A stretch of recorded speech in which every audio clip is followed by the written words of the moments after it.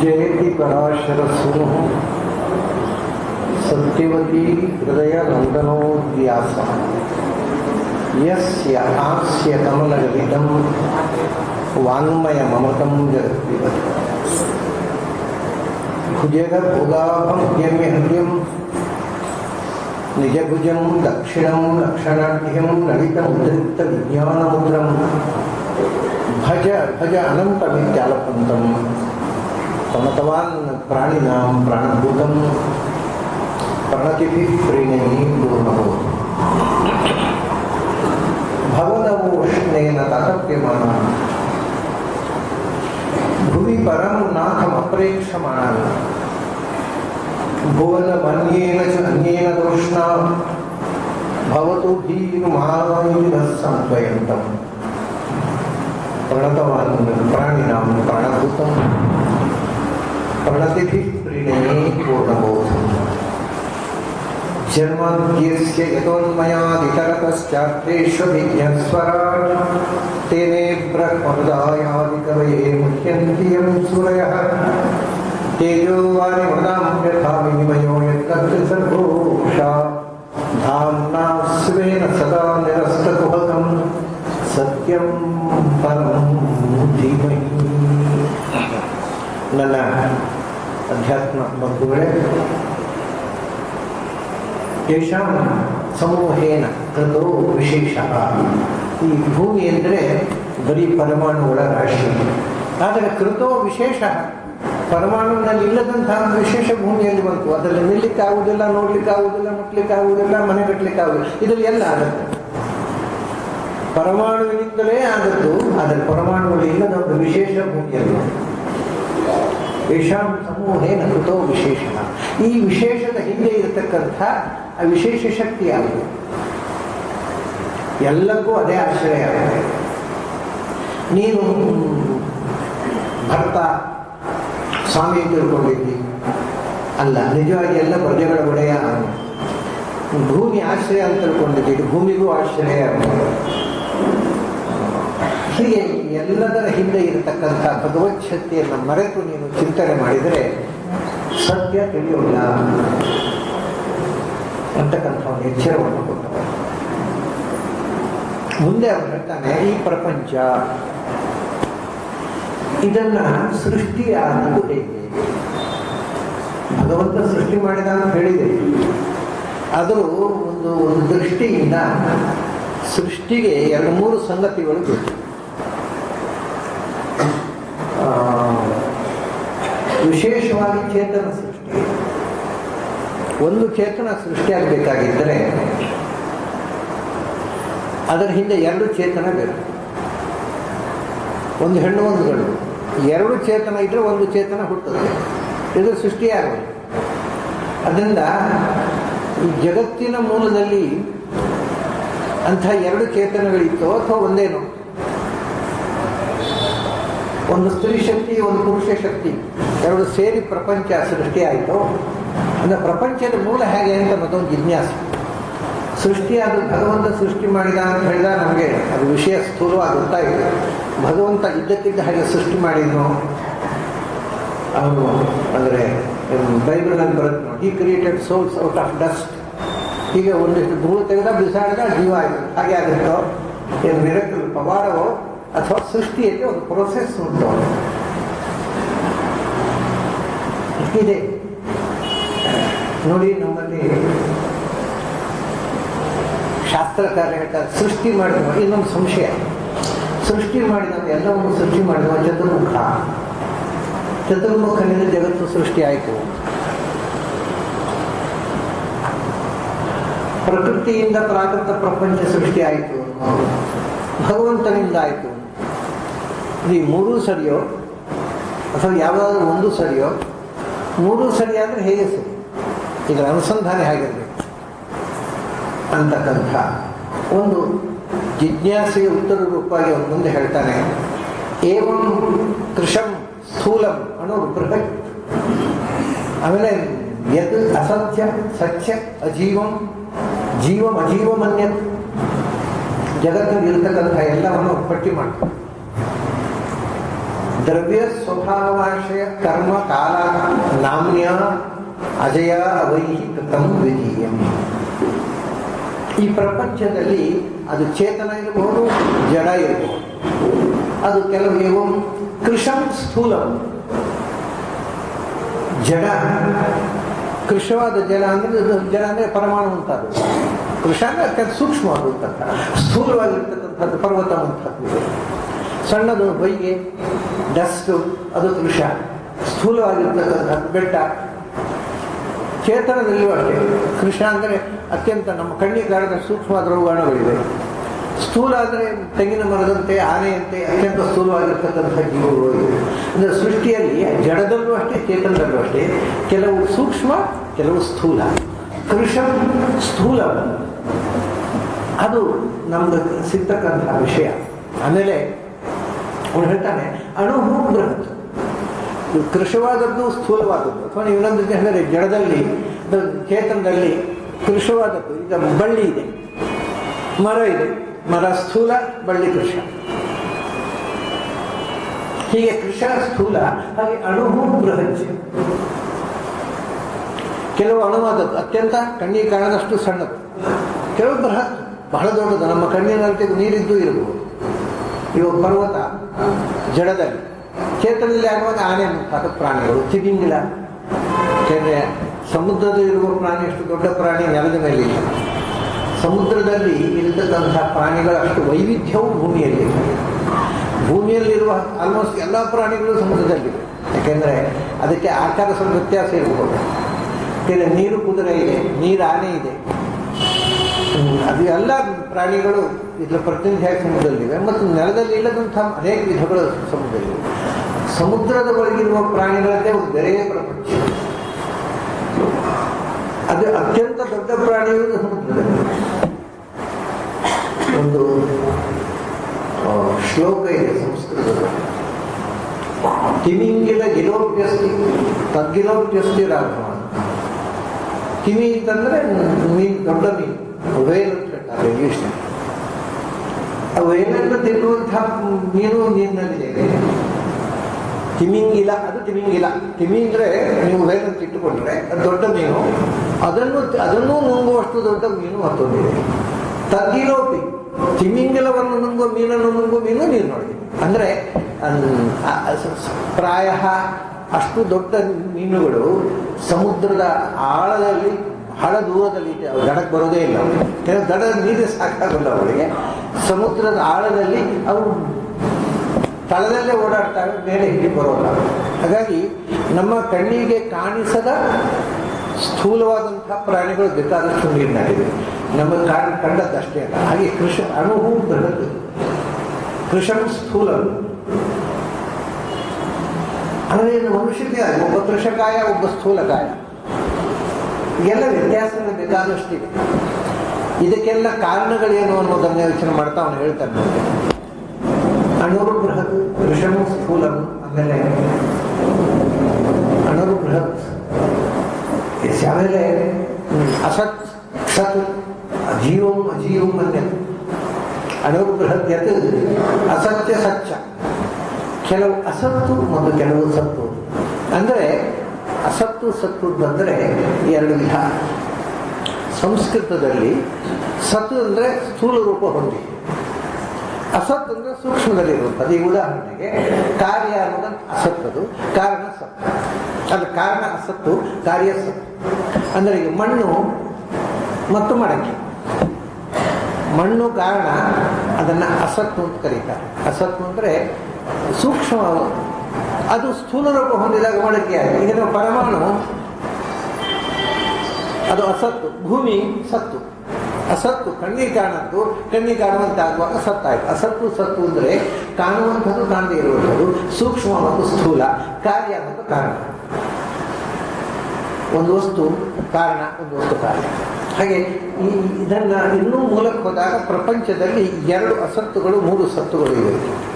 ಏನಂದ್ರೆ ಕಣ್ಣಿಗೆ ಕಾಣದ ಎರಡರಿವೆ, ಗಾಳಿ ಮತ್ತು ಆಕಾಶ. ಇದನ್ನ ಅಸತ್ತು. ವಿಶ್ವಂ ಸದಸದಾತ್ಮಕಂ, ಜಗತ್ತು ಸತ್ತು ಮತ್ತು ಅಸತ್ತು. ಕಣ್ಣಿಗೆ ಕಾಣುವುದು ಮೂರು, ಮಣ್ಣು ನೀರು ಬೆಂಕಿ. ಕಣ್ಣಿಗೆ ಕಾಣುತ್ತೆ ಎರಡು, ಇದೇ ಸತ್ತು ಮತ್ತು ಅಸತ್ತು. ಈ 5ರಿಂದಲೇ ಎಲ್ಲ ಪ್ರಪಂಚದ ವಸ್ತುಗಳ ವಿತರಣೆ, ಬೇರೆ ಯಾವುದೂ ಇಲ್ಲ. ಈ ಪ್ರಪಂಚದಲ್ಲಿರುವ ಎಲ್ಲದರಲ್ಲೂ ಇರೋದು ಇದೇ 5. ಅದರಲ್ಲೂ ಉಳಿದ 2 ಬಿಡಿ, ಕಣ್ಣಿಗೆ ಕಾಣುವ 3ರಲ್ಲಿ ಈ ಕಾಣುವ ಪ್ರಪಂಚ, ಮಣ್ಣು ನೀರು ಬೆಂಕಿ, ತ್ರಿವೃತ್ತ ಕಾರಣ. ಪ್ರಪಂಚದಲ್ಲಿ ಎಷ್ಟು ವಸ್ತು ಇದೆಯೋ ಅದ್ರ ಬೇಸಿಗೆ ಇರೋದು ಇಷ್ಟೇ, ಮಣ್ಣು ನೀರು ಬೆಂಕಿ.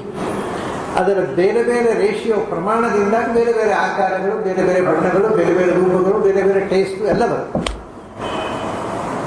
ಒಂದೇ ಹಿಟ್ಟು ಕೊಟ್ಟರೆ 25 ಥರ ಭಕ್ಷ್ಯ ಮಾಡ್ತಾರೆ ಹೆಣ್ಮಕ್ಳು. ಅದನ್ನು ಒಂದು ಸ್ವಲ್ಪ ಕಟ್ಟೋದು, ಒಂದು ಉಂಡೆ ಮಾಡೋದು, ಏನೇನೋ ಮಾಡಿ ಒಂದರಲ್ಲಿ 25 ನಮೂನೆ ಭಕ್ಷ್ಯ ಮಾಡ್ತಾರಲ್ಲ, ಹಾಗೆ ಇದು ಭಗವಂತ ಈ 3 ವಸ್ತುವಿನಿಂದ ನೂರಾರು ಸಾವಿರಾರು ಅನಂತ ಪದಾರ್ಥಗಳನ್ನು ಸೃಷ್ಟಿ ಮಾಡ್ತಾರೆ. ಅದು ಬೇಸಿಕಲ್ಲಿ ಇರೋದು 3, 2 ಅಸತ್ತು, 3 ಸತ್ತು. ಇದು ಒಟ್ಟಿಗೆ ಹೇಳಿದ್ರು ಏನು ಅಂದರೆ ಜೀವಂ ಅಜೀವಂ ಅನ್ಯ. ಕೆಲವು ಜೀವ ಇರುವಂಥದ್ದು, ಕೆಲವು ಜಡ. ಜೀವ ಮತ್ತು ಅಜೀವ. ಜೀವ ಜಡಾತ್ಮಕವಾಗಿದೆ. ಪ್ರಪಂಚದಲ್ಲಿ 2 ಸಂಗತಿ ಇರೋದು, ಟ್ರಿನಿಟಿ. ಅದು ಈಶ್ವರ, ಭಗವಂತ, ಜೀವ, ಜಡ.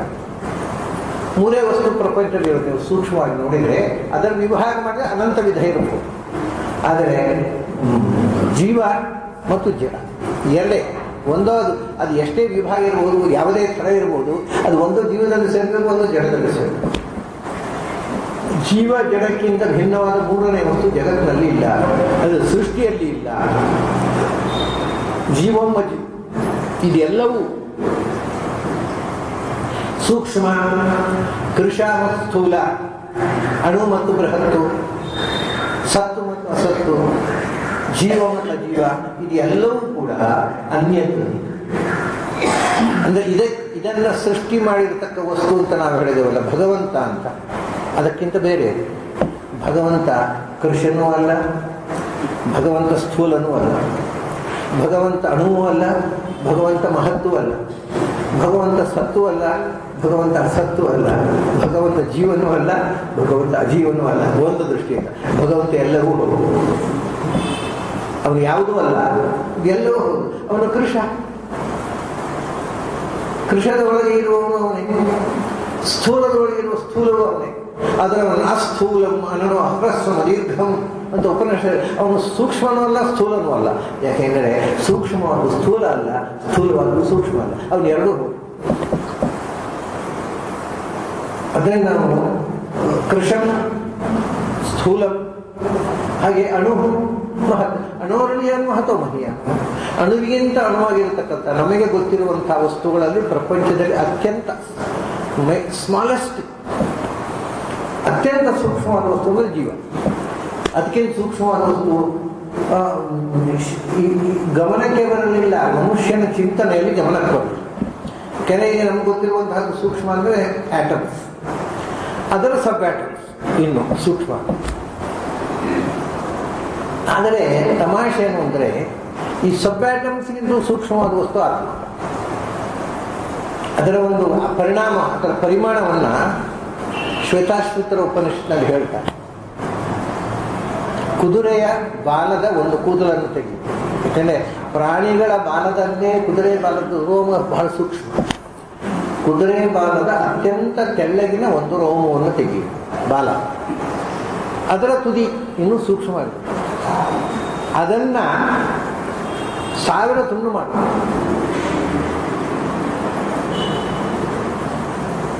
ಅದರ ಸೂಕ್ಷ್ಮ, ಅವಾಗ ಎಷ್ಟು ಸಣ್ಣ ತುಂಡಾಗುತ್ತೆ, ಅದಕ್ಕಿಂತಲೂ ಸೂಕ್ಷ್ಮವಾಗಿರ್ತಕ್ಕಂಥದ್ದು ಆತ್ಮ ಅಂತ. ಇದೊಂದು ಆತ್ಮದ ಬಗ್ಗೆ ಮನಸ್ಸಿಗೆ ಆರೋಹಣೆಗೋಸ್ಕರ ಶಾಸ್ತ್ರಕಾರಗಳಿದ್ದಾರೆ. ಹಾಗಾಗಿ ಇವತ್ತು ಶಾಸ್ತ್ರಕಾರರು ಹೇಳ್ತಕ್ಕಂಥ ವಸ್ತುಗಳಲ್ಲಿ ಅತ್ಯಂತ ಸೂಕ್ಷ್ಮ ಅಂದರೆ ಜೀವ. ಅದರ ಒಳಗೂ ಕೂಡ ಅಂತರ್ಯಾಮಿಯಾಗಿದ್ದಾನೆ. ಹಾಗಾದರೆ ಈ ಸ್ಮಾಲರ್ ದ್ಯಾನ್ ಸ್ಮಾಲೆಸ್ಟ್, ಅದೇ ಅಣು, ಈ ಸ್ಮಾಲರ್ ದ್ಯಾನ್ ಸ್ಮಾಲೆಸ್ಟ್. ಆಮೇಲೆ ದೊಡ್ಡದು ಅಂತ ನಮ್ಗೆ ಗೊತ್ತಿರುವಂಥದ್ದು ಆಕಾಶ. ಜಡದಲ್ಲಿ ಮಹತ್ವ ಅಂತಂದ್ರೆ ಆಕಾಶ. ಆಕಾಶದಲ್ಲಿಯೂ ತುಂಬ ಇದೆ. ಇವತ್ತು ಆಕಾಶವೇ ಉಂಟೋ ಇಲ್ಲವೋ ಅಂತ ವಿಜ್ಞಾನಿಗಳಿಗೆ ಸಂಶಯ ಇದೆ. ಯಾಕೆಂದರೆ ಆಕಾಶ ಅಂದ್ರೆ ಏನಿಲ್ಲ, ಏನೂ ಇಲ್ಲ ಅಂತ ಅನ್ನೋದು ಒಂದು ವಾದ ಇದೆ. ಪ್ರಾಚೀನರಲ್ಲೂ ಕೆಲವರು ಆಕಾಶ ಅಂತ, ಜೈನರು, ಕೆಲವು ಧರ್ಮದವರು ಆಕಾಶ ಅಂತ ಒಂದು ವಸ್ತುವನ್ನು ಒಪ್ಪೋರು. ವೇದಾಂತ ಒಂದಲ್ಲ, ಹಲವು ಆಕಾಶವನ್ನು ಒಪ್ಪುತ್ತೆ, ಫಿಲಾಸಫಿ. ಯಾಕೆಂದರೆ ಆಕಾಶ ಅಂತಂದರೆ ಅವಕಾಶ ಅಲ್ವಾ, ಸ್ಪೇಸ್. ನೀವು ಆಕಾಶ ಅಂತ ಅನ್ನೋದನ್ನು ಸ್ಪೇಸ್ ಅಂತ ಇಟ್ಕೊಂಡ್ರೆ ಅದು ಅನಂತ ಅನಂತ. ಅದು ಎಲ್ಲಿ ಸ್ಪೇಸ್ ಮುಕ್ತಾಯ ಎಲ್ಲಿದೆ? ಅದಕ್ಕಿಂತ ದೊಡ್ಡದು ಯಾವುದೂ ಇಲ್ಲ. ಆದರೆ ಆಕಾಶದಲ್ಲೂ ಒಳಗೂ ಹೊರಗು ತುಂಬಿ ಒಂದು ವಿಜ್ಞಾನಲ್ಲ, ಅವನು ಈಸ್ ಬಿಗರ್ ದ್ಯಾನ್ ರೇಡಿಯಸ್. ಆಕಾಶ ಎಲ್ಲಕ್ಕಿಂತ ದೊಡ್ಡದು. ಆದರೆ ಇನ್ನೊಂದು ಸಣ್ಣ ಆಕಾಶ ಒಂದಿದೆ, ಅದು ಭೂತಾಕಾಶ ಅಂತ ಕೇಳಿ. ಸ್ಕೈ, ಫರ್ಮಮೆಂಟ್, ಒಂದು ಮಹಾಕಾಶ ಉಂಟಲ್ವಾ, ಅದಕ್ಕೆ ಹೆಸರು ಸ್ಪೇಸ್. ಅದರ ಒಳಗೆ ಒಂದು ಸಣ್ಣ ಆಕಾಶ ಉಂಟಲ್ವಾ, ಅದಕ್ಕೆ ಹೆಸರು ಸ್ಕೈ ಅಥವಾ ಈಥರ್ ಅಥವಾ ಫರ್ಮಮೆಂಟ್. ಅದೆಂತ ಸಣ್ಣ ಆಕಾಶ, ದೊಡ್ಡ ಆಕಾಶ, ಸಣ್ಣ ಆಕಾಶ ಇರ್ತದೆ. ಸಣ್ಣ ಆಕಾಶ ಅಂದರೆ ಆತ್ಮನ ಆಕಾಶ ಸಂಭೂತ. ಈ ಪ್ರಪಂಚ ಸೃಷ್ಟಿಯಾಗುವುದಕ್ಕೋಸ್ಕರ ಒಂದು ವಾತಾವರಣ ನಿರ್ಮಾಣ ಆಗಲಿಲ್ವಾ, ಆ ವಾತಾವರಣದ ಒಳಗಿರತಕ್ಕಂಥ ಆಕಾಶ. ಸ್ಪೇಸ್ ಎಲ್ಲ ಹೊರಗೂ ಇದೆ. ಬ್ರಹ್ಮಾಂಡದ ವಾತಾವರಣದ ಒಳಗೆ ತುಂಬಿರತಕ್ಕಂಥ ಆಕಾಶವನ್ನ ಭೂತಾಕಾಶ ಅಂತ ಕರೀತಾರೆ. ಪಂಚಭೂತಗಳಲ್ಲಿ ಒಂದದು. ಯಾವ ಆಕಾಶದಲ್ಲಿ ಅಲ್ಟ್ರಾವೈಲೆಟ್ ರೇಸ್ ತುಂಬಿದೆಯೋ ಅದು ಭೂತಾಕಾಶ. ಅನಂತ ಆಕಾಶದಲ್ಲಿ ಅಲ್ಟ್ರಾವೈಲೆಟ್ ರೇಸ್ ಇಲ್ಲ. ಅದರಿಂದ ಈ ಆಕಾಶವನ್ನ ವೇದದಲ್ಲಿ ಕರೆದರು ಆಕಾಶೋ ನೀಲಿಮೋ ದೇವಿ, ಕಣ್ಣಿಗೆ ಕಾಣದ ನೀಲವರ್ಣದಿಂದ ತುಂಬಿದೆ ಆಕಾಶ. ವಿಜ್ಞಾನಿಗಳು ಏನು ತಿಳ್ಕೊಂಡಿದ್ದಾರೆ? ಅಲ್ಟ್ರಾವೈಲೆಟ್ ರೇಸ್ ನಾವೇ ಕಂಡು ಹುಡುಕಿದ್ದು, ಭಾರತೀಯರಿಗೆ ಗೊತ್ತಿರಲಿಲ್ಲ. ವೇದಕಾಲದ ಋಷಿಗಳನ್ನ 10,000 ವರ್ಷದ ಹಿಂದೆ ಹೇಳಿದ್ರು, ಆಕಾಶ ನೀಲಿಮಾ ಉದೇತಿ ಕಣ್ಣಿಗೆ ಭೂತಮಪ್ಯಸಿತಂ ದಿವ್ಯ ದೃಷ್ಟಿ ಗೋಚರಮೇ ಹೊತ್ತು, ಕಣ್ಣಿಗೆ ಕಾಣದ ಒಂದು ನೀಲವರ್ಣ ಆಕಾಶದಲ್ಲಿದೆ. ಇದರ ಎಷ್ಟು ಗದ್ದಲ ಆಯಿತು ಗೊತ್ತಾ ಹಿಂದೆ? ಯಾಕೆಂದರೆ ವಿಜ್ಞಾನದಲ್ಲಿ ಅದು ಪ್ರೂವ್ ಆಯಿತು, ಕಣ್ಣಿಗೆ ಕಾಣದ ಒಂದು ಅಲ್ಟ್ರಾವೈಲೆಟ್ ಇದೆ ಅಂತ. ಅದಕ್ಕಿಂತ ಮುಂಚೆ ಈ ವಿಜ್ಞಾನದ ಪರಿಚಯ ಆಗೋ ಮುಂಚೆ ಈ ಮಾತನ್ನು ಹೇಳಿದವರು ಮಧ್ವಾಚಾರ್ಯ, ಕಣ್ಣಿಗೆ ಕಾಣದ ನೀಲವರ್ಣ ಆಕಾಶದಲ್ಲಿದೆ. ದೊಡ್ಡ ಗಲಾಟೆ ಆಯಿತು. ಯಾರು ಹೇಳಿದ್ರು ಕಣ್ಣಿಗೆ ಕಾಣದಿದೆ ಅಂತ ಹೇಳಿ ನಿಮ್ಗೆ ಹೇಳು ರೈಟ್ ಏನು? ಖಂಡನೆ ಮಾಡಿದ್ದೇ ಮಾಡಿದ್ರು, ಪ್ರಚಂಡ ಖಂಡನೆ ಮಾಡಿದ್ರು ವಿದ್ವಾಂಸರು. ವೇದಾಂತ ದೇಶಿಕಾಚಾರ್ಯರು ತುಂಬ ವಿಚಿತ್ರ. ನಾವು ಈಗ ಹೇಳಿದ್ರೆ ಯಾರಿಗೆ ನಗು ಬರುತ್ತೆ. ಕಣ್ಣಿಗೆ ಕಾಣುವ ನೀಲವರ್ಣ ಆಕಾಶದಲ್ಲಿರುವಾಗ ಕಣ್ಣಿಗೆ ಕಾಣದ ವರ್ಣ ಯಾಕೆ ಕಳಿಬೇಕು ಅಂತ ಕೇಳಿದ್ರು. ಇದಾದ ಹೈಸ್ಕೂಲ್ ಹೋಗೋ ಮಕ್ಕಳು ಕೂಡ ನಗ್ತಾರೆ ಹೀಗೆ ಮಾತಾಡಿದರೆ. ಅದರ ಹಿಂದಿನ ವೇದಾಂತಿಗಳಿಗೆ ಪಾಪ ಇನ್ಸ್ಟ್ರೂಮೆಂಟ್ ಇರಲಿಲ್ಲ, ಯಾವ ಸತ್ಯ ಅಂತ ತಿಳ್ಕೊಳ್ಳಿ. ಇಷ್ಟೆಲ್ಲ ಗದ್ದಲ ಇದ್ದಾಗ ಯಾವುದು ಕೊನೆಯ ಸತ್ಯವಾಗಿ ಉಳಿತು, ಕಣ್ಣಿಗೆ ಕಾಣದ ಒಂದು ಅಲ್ಟ್ರಾವೈಲೆಟು, ಅದು ಇದೇ ಆಕಾಶದಿಂದ 13ನೇ ಶತಮಾನದಲ್ಲಿ ಹೇಳಿದವರು. ಪ್ರಾಯ ಜಗತ್ತಿನ ದಾಖಲೆಯಲ್ಲೇ ಮೊದಲು ಹೇಳಿದವರು ಮಧ್ವಾಚಾರ್ಯ. ವಿಜ್ಞಾನಿಗಳಿನ್ನೂ ಕಣ್ತೆನಿಲಿಲ್ಲ. ಕಣ್ಣಿಗೆ ಕಾಣದ ಭೂತಮಪಿ ಅಸಿತಂ ದಿವ್ಯ ದೃಷ್ಟಿ ಗೋಚರಂ. ದಿವ್ಯ ದೃಷ್ಟಿಗೆ ದೇವತೆಗಳಿಗೆ ಕಾಣುತ್ತೆ, ನಿಮಗೆ ಕಾಣೋಲ್ಲ. ನಿಮ್ಮ ಆರ್ಡರಿ ಐಗೆ ಕಾಣದಂತಹ ಒಂದು ಬಣ್ಣ ಅದು ಭೂತಾಕಾಶ. ಯಾವುದರಲ್ಲಿ ಆ ಕಲರ್ ಇದೆ, ಇನ್ವಿಸಿಬಲ್ ಅಲ್ಟ್ರಾವೈಲೆಟ್ ಕಲರ್ ಇದೆ, ಅದು ಭೂತಾಕಾಶ. ಅದರ ಆಚೆಗೆ ಸ್ಪೇಸ್ ಇದೆ, ಅದರಲ್ಲಿ ಯಾವ ಕಲರ್ ಇಲ್ಲ. ಎರಡು ಆಕಾಶ ಆಯ್ತಾ? ಭೂತಾಕಾಶದಲ್ಲಿ ಮತ್ತೆ ನಾವು ಅದನ್ನು ಡಿವೈಡ್ ಮಾಡಬೇಕು. ಯಾವುದು ನೋಡಿ, ನಮ್ಮ ಭಾರತದ ಗಡಿ, ಅದರ ಆಚೆಗೆ ನಮ್ಮ ವಿಮಾನ ಹೋದರೆ ಪಾಕಿಸ್ತಾನದ ಆಕಾಶ ಹೊಡೆದು ಉಳಿಸ್ತಾರೆ. ಅವರು ಯಾವಾಗ ಕರೆಗೆ ತಗೊಳ್ಳೋದು ಆಕಾಶವನ್ನು ಪಾಕಿಸ್ತಾನದವರು. ನಮ್ಮ ಗಡಿ ಬಂದರೆ ಪಾಕಿಸ್ತಾನ ವಿಮಾನ ನಮ್ಮ ಗಡಿ, ನಮ್ಮ ಆಕಾಶಕ್ಕೆ ನಾವು ಹೊಡೆದು ಉಳಿಸ್ತೇವೆ. ಯಾವಾಗ ಕರೆಂಟ್ ಆದದ್ದು ಆಕಾಶದ್ದು ನಮಗೆ? ಇದು ಅಭಿಮಾನಿಕವಾಗಿ ನಾವು ಮಾಡಿಕೊಂಡ ಡಿವಿಷನ್ಸು. ಅಂದರೆ ಪಾಕಿಸ್ತಾನದ ಆಕಾಶ, ಭಾರತದ ಆಕಾಶ, ಅದರಲ್ಲಿ ಮತ್ತೆ ಬೆಂಗಳೂರಿನ ಆಕಾಶ, ಬೆಂಗಳೂರಿನ ಆಕಾಶದ ರಾಯರ ಮಠದ ಆಕಾಶ. ಇದು ನೋಡಿರುವಂತು ಹೊರಗಿದ್ದದ್ದು ರಾಯರ ಮಠದ ಆಕಾಶ ಅಲ್ಲ. ಹೀಗೆ ಇದನ್ನು ನಾವು ತುಂಡು ತುಂಡು ಮಾಡಿ ವಿಭಾಗ ಮಾಡಿಕೊಂಡೆವು. ಇದು ಆಕಾಶದ ಡಿವಿಷನ್ಸ್. ಇದು 3ನೇ ಆಕಾಶ, ನಾವು ಮಾಡಿಕೊಂಡ ಡಿವಿಷನ್ಸ್. ಅಂದರೆ ತಮಾಷೆ ಗೊತ್ತದೆ. ಇನ್ನೊಂದು ಒಂದು ಸಂಗತಿ ಗೊತ್ತಾಗಿದೆ, ಏನಂದರೆ ಯಾವುದಕ್ಕೆ ಡಿವಿಷನ್ ಇಲ್ಲವೋ ಅದನ್ನು ಡಿವೈಡ್ ಮಾಡಲಿಕ್ಕೆ ಬರೋದಿಲ್ಲ. ಈಗ ನೀವು ಮಾಡ್ಲಿಕ್ಕೆ ಬರುತ್ತೆ ಅಂದರೆ ಆಕಾಶದಲ್ಲಿ ಡಿವಿಷನ್ಸ್ ಇತ್ತು, ಡಿವೈಡರ್ ಇರಲಿಲ್ಲ. ಈಗ ಡಿವೈಡರ್ ಮಾಡಿದೆವು, ಡಿವಿಷನ್ಸ್ ಗೊತ್ತಾಯ್ತು ಅಷ್ಟೇ. ಹಾಗೆ ಈಗ 3 ಆಕಾಶ ಇದೆ. ಒಂದು ಸ್ಪೇಸು, ಮತ್ತೊಂದು ಭೂತಾಕಾಶ. ಭೂತಾಕಾಶದೊಳಗೆ ಮಠಾಕಾಶ, ಘಟಾಕಾಶ ಇವೆಲ್ಲ ಬಂದು ಇನ್ನೊಂದು ಆಕಾಶ ಇದೆ. ಎಂದೂ ನಮ್ಮ ಕಣ್ಣಿಗೆ ಕಾಣುವುದಕ್ಕೆ ಅಂದರೆ ನಾವು ಅದನ್ನು ಗ್ರಹಿಸುವುದಕ್ಕೆ ಸಾಧ್ಯವಿಲ್ಲದ ಆಕಾಶ, ಅದು ನಾಲ್ಕನೇ ಆಕಾಶ, ಅದು ಪದಾರ್ಥದ ಅವಯವಭೂತವಾದ ಆಕಾಶ. ಈ ಉದಾಹರಣೆಗೆ ನಾನು ನಿನ್ನೆ ಹೇಳಿದೆ, ನಾನು ಆಟಮ್ಸ್ ಇವೆ, ಆಟಮ್ಸ್ನ ಒಳಗೆ ಸಬ್ ಆಟಮ್ಸ್ ಇವೆ, ಅವು ದೇ ಆರ್ ಮೂವಿಂಗ್ ಫಾಸ್ಟ್, ನಿರಂತರ ಚಲಿಸ್ತಾ ಇವೆ. ಅಂದರೆ ಆಟಮ್ನ ಒಳಗೆ ಸ್ಪೇಸ್ ಇರಬೇಕಾ? ಸ್ಪೇಸ್ ಇಲ್ಲದೆ ಚಲಿಸಲಿಕ್ಕೆ ಸಾಧ್ಯ ಇಲ್ಲ ಅಲ್ವಾ? ಅದರ ಒಳಗಿರ್ತಕ್ಕಂಥ ಸಬ್ ಆಟಮ್ಸ್, ಆ ಸ್ಪೇಸು ನಾಲ್ಕನೇ ಆಕಾಶ. ಯಾಕಂದರೆ ಅದು ಎಂದು ಹೊರಗೆ ಬರೋದೇ ಇಲ್ಲ. ಹೀಗೆ ವೇದಾಂತಿಗಳು 4 ಬಗೆಯ ಆಕಾಶವನ್ನು ಗುರುತಿಸಿದರು. ಅದೇ ಆ 4ನೇ ಆಕಾಶ, ಆಟಮ್ನ ಒಳಗಿದು ಉಂಟಲ್ಲ, ಅದು ಅತ್ಯಂತ ಸೂಕ್ಷ್ಮವಾದ ಅಣು. ಅದೇ ಸ್ಪೇಸ್ನಲ್ಲಿ ಉಂಟಲ್ವ, ಸ್ಪೇಸ್ ಉಂಟಲ್ವ, ಅದು ಅತ್ಯಂತ ಮಹತ್ವ.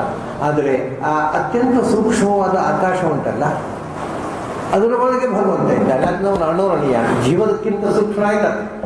ಜೀವದ ಒಳಗೆ ತುಂಬಿದ್ದಾನೆ ಒಂದು, ಜಡದಲ್ಲಿ ಆ ಆಟಮ್ನ ಒಳಗಿರ್ತಕ್ಕಂಥ ಸಬ್ ಆಟಮ್ನ ಒಳಗೆ ತುಂಬಿರತಕ್ಕಂಥ ಭಗವಂತ. ಅವನು ಸ್ಮಾಲರ್ ದ್ಯಾನ್ ಸ್ಮಾಲೆಸ್ಟ್, ಅಲ್ಲಿ ಜಡದಲ್ಲಿ ಈ ಸ್ಮಾಲರ್ ದ್ಯಾನ್ ಸ್ಮಾಲೆಸ್ಟ್, ಚೇತನದಲ್ಲಿ ಈ ಸ್ಮಾಲರ್ ದ್ಯಾನ್ ಸ್ಮಾಲೆಸ್ಟ್, ಅದರಲ್ಲಿ ತುಂಬಿರತಕ್ಕಂಥ ಅದನ್ನು ಅಣೋರಣೀಯ, ಮಹತೋ ಮಹೀಯಾನ್ ಅಂತ ಶಾಸ್ತ್ರಗಳು ಕರೆದು. ಮಹತ್ವ ಅಂತ ನೀವು ಯಾವ ತಗೊಂಡ್ರೆ ಅದನ್ನು ತುಂಬಿ ಅದಕ್ಕಿಂತ ಆಚೆ ಇದ್ದಾನೆ. ಅಣುರ್ಬೃಹತ್ ಕೃಷಂ ಸ್ಥೂಲ. ಆಮೇಲೆ ಅಸತ್ ಸತ್ಯ, ಅಸತ್ಯ ಸತ್. ಅವನ ಕಾರಣಗಳ ಒಳಗೂ ತುಂಬಿದ್ದಾನೆ, ಕಾರ್ಯದ ಒಳಗೂ ತುಂಬಿದ್ದಾನೆ. ಅದನ್ನು ಅವನ ಅಸತ್ತು ಹೌದು, ಅವನ ಸತ್ತು ಹೌದು. ಅಸತ್ತು ಅಂದರೆ ಏನರ್ಥ? ಕಣ್ಣಿಗೆ ಕಾಣದೇ ಇರುವಂಥದ್ದು ಅಂತ. ಅವನು ಕಣ್ಣಿಗೆ ಕಾಣದೇ ಇರುವಂಥದ್ದು, ಯಾರ ಕಣ್ಣಿಗೂ ಕಾಣಿಸಲ್ಲ ಭಗವಂತ, ಅದನ್ನ ಅಸತ್ತು. ಆದರೆ ಭಕ್ತಿಯಿಂದ ಭಗವಂತ ದರ್ಶನ ಕೊಡುವುದನ್ನು ಕಾಣಿಸಿಕೊಳ್ತಾನೆ, ಅದರಿಂದ ಸತ್ತು. ಅದು ನಮ್ಮ ಪ್ರಯತ್ನದಿಂದ ಕಾಣಿಸಿಕೊಳ್ಳುವುದಿಲ್ಲ, ಅಂದ್ರೆ ಅಸತ್ತು. ಅವನು ಕಾಣಿಸ್ಕೋಬೇಕು ಅಂತ ಕಂಡ್ರೆ ಕಾಣಿಸಿಕೊಳ್ತಾನೆ, ಅದರಿಂದ ಸತ್ತು. ಅಸತ್ತು ಸತ್ತು. ಆಮೇಲೆ ಅಸತ್ತು ಅನ್ನೋದಕ್ಕೆ ನಸೀದತಿಗೆ ಅಸತ್ತು. ಯಾವುದು ನಾಶಕ್ಕೆ ಒಳಗಾಗುವುದಿಲ್ಲೋ, ಯಾವುದು ದುಃಖಕ್ಕೆ ಒಳಗಾಗುವುದಿಲ್ಲೋ ಅದು ಅಸತ್ತು. ಸತ್ತು ಅಂತ ಇನ್ನೊಂದು ಅರ್ಥ ನಿರ್ದಿಷ್ಟವಾದದ್ದು, ವಾಯ್ಡ್ ಆಲ್ ಡಿಫೆಕ್ಟ್ಸ್, ಅದು ಹೌದು. ಹಾಗಾಗಿ ಈ ಎಲ್ಲವೂ ಹೌದವನು, ಆದರೆ ಇದು ಯಾವುದೂ ಅಲ್ಲ. ಅಜೀವಂ ಜಡ ಅಲ್ಲ, ಜೀವನೂ ಅಲ್ಲ. ಜೀವನವನ್ನು ಸೃಷ್ಟಿ ಮಾಡಿದ ಜೀವ ನಿಯಮ, ಅವನು ಜೀವವೂ ಅಲ್ಲ ಜಡವೂ ಅಲ್ಲ. ಆದರೆ ಜೀವದೊಳಗೆ ಜೀವ ಕೊಟ್ಟವನು ಅವನು, ಜಡದೊಳಗೆ ಜಟ್ಟು ಕೊಟ್ಟವನು ಅವನು. ಆ ಜೀವದೊಳಗೆ ಇರುವ ಅಜೀವನೂ ಅವನೇ, ಜೀವನೂ ಅವನೇ. ಆದರೆ ಅವು ಎಲ್ಲವೂ ಹೌದು, ಆದರೆ ಅನ್ಯದ್ದು, ಎಲ್ಲಕ್ಕಿಂತ ಬೇರೆ. ಈ ಎಲ್ಲವೂ ಹೌದು, ಅದು ಯಾವುದೂ ಅಲ್ಲ. Is above all everything. ಅನ್ಯತ್ ಏವಂ ಕೃಷಂ ಸ್ಥೂಲಂ ಅಣು ಬೃಹತ್ ಯತ್ ಅಸತ್ ಸತ್ ಜೀವಂ ಅಜೀವಂ, ಇದೆಲ್ಲವೂ ಕೂಡ ಅವನಿಂದ ಸೃಷ್ಟವಾದದ್ದು, ಅನ್ಯತು. ಯಾರು ಸೃಷ್ಟಿ ಮಾಡಿದ್ದಾನೋ ಅವನು ಸೃಷ್ಟ ಪ್ರಪಂಚಕ್ಕಿಂತ ಬೇರೆ. ಇದೊಂದು ಸಾಮಾನ್ಯನೇ. ಸೃಷ್ಟಿ ಮಾಡಿದ ವಸ್ತು, ಈಗ ಒಬ್ಬ ಆರ್ಟಿಸ್ಟ್ ಇದ್ದರೆ ಸೃಷ್ಟಿ ಮಾಡಿದ ವಸ್ತು ಜಡವೂ ಇರ್ಬೋದು, ಚೇತನ ಇರ್ಬೋದು. ಒಬ್ಬ ಆರ್ಟಿಸ್ಟ್ ಇದ್ದಾನೆ, ಅವನೊಂದು ಪೇಂಟಿಂಗ್ ಸೃಷ್ಟಿ ಮಾಡ್ತಾನೆ, ಅಥವಾ ಒಂದು ಶಿಲ್ಪ ಸೃಷ್ಟಿ ಮಾಡ್ತಾನೆ, ಕೆತ್ತನೆ ಕೆಲಸ. ಅದು ಆರ್ಟಿಸ್ಟ್ ಬೇರೆ, ಸ್ಕಲ್ಪ್ಟರ್ ಬೇರೆ, ಸ್ಕಲ್ಪ್ಚರ್ ಬೇರೆ. ಅವನೇ ಶಿಲ್ಪ ಆಗೋದಲ್ಲ, ಪ್ರತಿಮೆ ಅವನೇ ಆಗೋದಲ್ಲ, ಅವನು ಪ್ರತಿಮೆ ಮಾಡ್ತಾನೆ. ಹಾಗೆ ಪೇಂಟಿಂಗ್ ಬೇರೆ, ಪೇಂಟರ್ ಬೇರೆ. ಸೊ ವಸ್ತು ನಿರ್ಮಾಣ ಮಾಡಿದ ವಸ್ತು ಬೇರೆ, ನಿರ್ಮಾತರು ಬೇರೆ, ಒಂದೇ ಆಗೋದು ಸಾಧ್ಯ ಇಲ್ಲ. ಹಾಗೆ ಇಲ್ಲಿ ಕೂಡ ಚೇತನ ಅಂತ ಇಟ್ಕೊಳ್ಳೋಣ, ಅಪ್ಪ ಬೇರೆ ಮಗ ಬೇರೆ. ಅಪ್ಪ ಬೇರೆ ಮಗ ಬೇರೆ, ಅಪ್ಪನೇ ಮಗ ಆಗುವುದಿಲ್ಲ. ಆದರೆ ಅಪ್ಪ ಮಗ ಆಗುವುದಿಲ್ಲ, ಆದರೆ ಮಗ ಅಪ್ಪ ಆಗ್ತಾನೆ. ಯಾಕೆಂದ್ರೆ ಅವನು ಮದುವೆ ಮೇಲೆ ಅವನು ಅಪ್ಪ ಆಗ್ತಾನೆ. ಅಪ್ಪ ಮಗ, ಇದು ವೇದದಲ್ಲಿ ಹೇಳ್ತಾರೆ, ಬಹಳ ತಮಾಷೆ. ಬ್ರಹ್ಮವಿದ್ ಬ್ರಹ್ಮಯೋ ಹೋಗಿ, ಭಗವಂತನನ್ನು ತಿಳಿದವ, ಬ್ರಹ್ಮನನ್ನು ತಿಳಿದವ ಬ್ರಹ್ಮವೇ ಆಗ್ತಾನೆ. ತಲೆಬಿಸಿ ಕೆಲವರು, ಏನ್ರಿ ಇದು ಬ್ರಹ್ಮ ಭಗವಂತನೇ ಆಗ್ಬಿಡ್ತಾನೆ ಅಂತ ಹೇಳಿದ್ದಾರೆ ಅಂತ ದ್ವೈತಿಗಳಿಗೆ ತಲೆಬಿಸಿ. ನೀವು ಬ್ರಹ್ಮವಿದ್ದು ಬ್ರಹ್ಮ ಭಗವಂತನೋ ಭಗವಂತನಾಗಿಬಿಡ್ತಾನೆ ಅಂತ ಹೇಳಿದ್ದಾರೆ, ಆಗೋಲ್ಲ ಅಂತ ನೀವು ಹೇಳ್ತಿದ್ದೀವಿ ಭೇದವಾದಿಗಳು. ಅದ್ವೈತಿಗಳಿಗೆ ಖುಷಿ ನೋಡಿದ, ಬ್ರಹ್ಮವಿದ್ ಬ್ರಹ್ಮಯೋ ಹೋಗಿ, ಬ್ರಹ್ಮನಂತನೋ ಬ್ರಹ್ಮನೇ ಆಗ್ತಾ ವೇದಲ್ಲೇ ಹೇಳಿದೆ. ನಮ್ಮ ಪಾರ್ಟಿ ವೇದ. ತಮಾಷೆ ಏನು ಅಂದರೆ, ತಮಾಷೆಯನ್ನು ಒಬ್ಬರು ಇದು ಅವಧೂತರು, ನಾನು ಮಾತಾಡ್ತಾ ಇದ್ದೇವೆ ಕೂತ್ಕೊಂಡು, ಅವ್ರಿಗೆ ಮಾತಾಡ್ತಾ ನಾನು ಈಗ ರಾತ್ರಿ 12 ಗಂಟೆ ರಾತ್ರಿ ತನಕ ಮಾತಾಡ್ತಾ ಇದ್ದೇವೆ ನಾವು. ಮಾತಾಡ್ತಾ ಜೀವ ಮತ್ತು ಬ್ರಹ್ಮ ಅದರ ಎರವಿನ ಬಗ್ಗೆ ನಿಮ್ಮ ಅಭಿಪ್ರಾಯ ಏನು? ಹೇಳಲಿಕ್ಕೆ ಬರೋದಿಲ್ಲ. ಅದು ಭಗವಂತ ಅಂದರೆ ಏನು ಹೇಳಲಿಕ್ಕೆ ಆಗದಂಥ ಒಂದು ವಿಸ್ಮಯ. ಅದರ ಮುಂದೆ ಜೀವ ಒಂದು ಸೊನ್ನೆ, ಅದು ದೊಡ್ಡ ವಿಸ್ಮಯ. ಅದರ ಮುಂದೆ ಜೀವ ಅನ್ನೋದು ಒಂದು ಸೊನ್ನೆ ಅಂತ ಅಲ್ಲ. ಜೀವನೇ ಬ್ರಹ್ಮ ಅಂತಾನೆ ಅಂತ ಶಂಕರಾಚಾರ್ಯ ಹೇಳ್ತಾನೆ, ನೀವು ಸೊನ್ನೆ ಅಂತ ಹೇಳ್ತೀವಿ. ಅವರು ಸ್ಮಾರ್ತರು ಜನ್ಮ ಏನು ಹೇಳ್ತಿದ್ರು ಅಸುರೇ. ಶಂಕರಾಚಾರ್ಯ ಜೀವನೇ ಬ್ರಹ್ಮ ಅಂತಾನೆ ಅಂತ ಹೇಳ್ತಾರೆ, ನೀವು ಹೀಗೆ ಹೇಳ್ತೀರಿ. ಅವರು ಹೌದಾ ಹಾಗೆ ಹೇಳ್ತಾರ ಅಂತ ಅವ್ರು ಓದಿಲ್ಲ. ಶಂಕರ ಫಿಲಾಸಫಿನೂ ಓದಿಲ್ಲ ಅವ್ರು ಬರೀ ಅವಧೂತ ಅಂದ್ರೆ ಓದೋದು ಏನು ಓದಿಲ್ಲ. ಹೌದಾ ಹಾಗೆ ಹೇಳ್ತಾರೆ. ಹೌದು. ತಮಾಷೆ ಬಂದರೆ ಆಮೇಲೆ ನನಗೆ ಹೇಗೆ ಹೇಳ್ತಾರಂತೆ ಅವರು, ಅದು ಗೊತ್ತಿಲ್ಲ. ಅವ್ರ ಹತ್ರ ಕೇಳಿ ಹೇಗೆ ಹೇಳ್ತಾರಂತೆ ಅವರು ಅಂತ ಕೇಳಿದ್ರು. ನನಗೆ ಗೊತ್ತಿಲ್ಲ, ನಾನು ಅವ್ರ ಹತ್ರ ಕೇಳಿಲ್ಲ ಹೇಗೆ ಹೇಳಿದ್ರು. ಅವ್ರು ಹೇಳ್ತಾರೆ ಅಂತ ಅಷ್ಟು ಗೊತ್ತು. ಅಲ್ಲ, ಅವರಿಗೆ ಬ್ರಹ್ಮವೇ ಜೀವ ಬ್ರಹ್ಮನೇ ಅಂತಾನೆ ಅನ್ನೋದು ಅವರ ರಿಯಲೈಸೇಷನ್ ಸ್ಪೆಕ್ಯುಲೇಷನ್ ಅಂತ ಕೇಳಿದ್ರು. ಆಮೇಲೆ ಅವ್ರು ನೋಡಿ ಅವ್ರು ಏನು ಓದಿಲ್ಲ, ಇಲ್ಲ ಅವರಿಗೆ ಸಾಕ್ಷಾತ್ಕಾರ. ಹೌದಾ, ಮತ್ತೆ ಯಾಕೆ ಗ್ರಂಥ ಬರೆದ್ರು? ಎಲ್ಲವೂ ಬ್ರಹ್ಮ ಅಂತ ಗೊತ್ತಾಗ್ಬಿಟ್ಟಿದೆ, ಬ್ರಹ್ಮ ಅನ್ನೋದು ಏನೂ ಇಲ್ಲ, ಯಾರಿಗೋಸ್ಕರ ಶಾಸ್ತ್ರ ಓದಿದ್ರು? ಬರೆದ ದಂಡ ಆಯ್ತಲ್ವಾ? ಇಲ್ಲ, ಇನ್ನೂ ಬ್ರಹ್ಮ ಸಾಕ್ಷಾತ್ಕಾರ ಆಗಿಲ್ಲ. ಹಾಗಾದ್ರೆ ಅವ್ರು ಹೇಳಿದ್ರೆ ನಂಬುದು ಹೇಗೆ? ದೊಡ್ಡ ವಾಕ್ಯ ಅಂತ ಅವರದ್ದು. ನನಗೆ ಖುಷಿ ಆಯ್ತು, ಈ ಮುದುಕ ಆಗಬಹುದು ಅಂತ. ಅವ್ರು ನಂಬುದು ಹೇಗೆ? ಅಲ್ರಿ, ಶಂಕರಾಚಾರ್ಯ ಬೇಡ, ಬ್ರಹ್ಮ ವೇದದಲ್ಲಿ ಹೇಳಿದ್ದಾರಲ್ವ, ಅದೇ ನಾನು ವೇದದಲ್ಲಿ ಹೇಳಿದ್ದಾರಲ್ವ. ಹೌದು ಹೌದೊಂದು ತಗೊಳ್ಳಿ, ಬ್ರಹ್ಮವನ್ನು ತಿಳಿದವ ಬ್ರಹ್ಮನೇ ಅಂತ ಹೇಗೆ ಗೊತ್ತುಂಟ? ಈಗ ಅಪ್ಪ ಮಗ ಇರ್ತಾರೆ, ನೀವು ತಕ್ಷಣ ಏನು ನೀವು ಶಾಸ್ತ್ರ ಓದೋರಿಗೆ ಹೊಳೆಯಲ್ಲ ಇದೆಲ್ಲ ಸಂಗತಿ. ನೋಡು, ಅಪ್ಪ ಮಗ ಇರ್ತಾರೆ, ಇವನ ಅಪ್ಪ ಇವನ ಮಗ. ಒಂದು ದಿವಸ ಇವನು ಅಪ್ಪ ಆಗ್ತಾನೆ, ಆದರೆ ಅದೇ ಅಪ್ಪ ಆಗೋದಲ್ಲ. ಇವನು ಹಾಗೆ ಇವನು ಬ್ರಹ್ಮನ ತಿಳಿದು ಇವನು ಬ್ರಹ್ಮ ಆಗ್ತಾನೆ, ಅದೇ ಬ್ರಹ್ಮ ಆಗೋದಲ್ಲ. ಯಾಕೆ? ಅವನು ಅಪ್ಪ ಆಗ್ತಾನೆ, ಆ ಅಪ್ಪನೇ ಇವನು ಆಗೋದಲ್ಲ, ಇವನು ಮಗನಿಗೆ ಅಪ್ಪ ಆಗೋದು ಅಷ್ಟೇ. ಅಂದ್ರೆ ಮಾಡಿಬಿಟ್ಟು ಅದ್ಭುತ ಅಲ್ವಾ? ಒಂದು ವೇದದ ಮಂತ್ರಕ್ಕೆ ಇಷ್ಟು ಸರಳವಾಗಿ ಜೀವನಾನುಭವದಿಂದ ಹೇಳಲಿಕ್ಕೆ ಅವಧೂತರಿಗೆ ಮಾತ್ರ ಸಾಧ್ಯ. ಶಾಸ್ತ್ರ ಓದೋರಿಗೆ ವಾಕ್ಯಾರ್ಥ ಬ್ರಹ್ಮತ್ವವನ್ನು ನಾವು ಕಿಮ್ಮುನ್ ಶುರು ಮಾಡ್ತಾರೆ ಹೊರತು ಹೇಳಿದ್ರು. ದರಿದ್ರ ಶಾಸ್ತ್ರ ಓದಿದವರಿಗೆ ಅದನ್ನು ವಾಕ್ಯಾರ್ಥ ಮಾಡಿ ತಮಗೂ ಅರ್ಥ ಆಗದ ಹಾಗೆ ನಿಮಗೂ ಅರ್ಥ ಆಗದೆ ಹೇಳಿ ಬರುತ್ತೆ ಹೊರತು ಕನ್ವಿನ್ಸಿಗ. ಅವರು ಕಣ್ಮುಚ್ಚಿ ಹೌದು ಬ್ರಹ್ಮಂತ ಬ್ರಹ್ಮ ಆಗ್ತಾರೆ. ಯಾಕೆ? ಅಪ್ಪ ಮಗ ಇರ್ತಾರೆ, ಒಂದು ದಿವಸ ಮಗನೂ ಅಪ್ಪ ಆಗ್ತಾನೆ ಅಷ್ಟೇ. ತುಂಬಾ ಸರಳವಾಗಿ ನಗ್ತಾ ಹೇಳ್ಬಿಟ್ಟು ಹೊರಟವು. ಅದರಿಂದ ಇವನು ಬ್ರಹ್ಮ ಆಗ್ತಾನೆ. ಬ್ರಹ್ಮ ಆಗುವುದು ಅಂದ್ರೆ ಏನು? ಬ್ರಹ್ಮ ಅನ್ನೋ ಶಬ್ದಕ್ಕೆ ಅರ್ಥ ಏನು? ಪೂರ್ಣತೆಯನ್ನು ಪಡೆಯುತ್ತಾನೆ. ಪ್ರತಿಯೊಬ್ಬರೂ ಸಾಧನೆಯಿಂದ ಪೂರ್ಣತೆಯನ್ನು ಪಡಿತಾರೆ ಹೊರತು ಒಂದು ಬ್ರಹ್ಮವೇ ಎಲ್ಲರೂ ಆಗೋದಲ್ಲ. ಇದು ಭಾಷಾಜ್ಞಾನ ಗೊತ್ತಿದ್ದವ್ರಿಗೆ ಎಲ್ರಿಗೂ ಅರ್ಥ ಆಗುತ್ತೆ. ಆಚಾರ್ಯ ಇನ್ನೊಂದು ತಮಾಷೆ ಮಾಡಿದ್ದಾರೆ. ಹೇಳಿದ್ರೆ ಒಂದು ಶ್ಲೋಕ ಇದೆ ಪುರಾಣದಲ್ಲಿ, ಸಂಪೂಜ್ಯ ಬ್ರಾಹ್ಮಣಂ ಭಕ್ತಿಯ ಶೂದ್ರೋಪಿ ಬ್ರಾಹ್ಮಣೋ ಭವೇದು. ಒಂದು ಶ್ಲೋಕ ಇದೆ. ಆಚಾರ್ಯ ತಮಾಷೆ ಕೊಡು, ನೀನು ಭಕ್ತಿಯಿಂದ ಬ್ರಾಹ್ಮಣನನ್ನು ಸೇವೆ ಮಾಡಿದರೆ ನೀನು ಬ್ರಾಹ್ಮಣ ಅಂತೀಯ, ಅಂದ್ರೆ ಅದೇ ಬ್ರಾಹ್ಮಣ. ಬ್ರಾಹ್ಮಣನ ಸೇವೆ ಮಾಡಿದರೆ ಅದೇ ಬ್ರಾಹ್ಮಣ ಆಗಿ ಬಿಡ್ತೀಯ ಅಥವಾ ನೀನು ಬ್ರಾಹ್ಮಣ. ಇಷ್ಟು ಭಾಷಾ ಜ್ಞಾನ ಇಲ್ವಾ?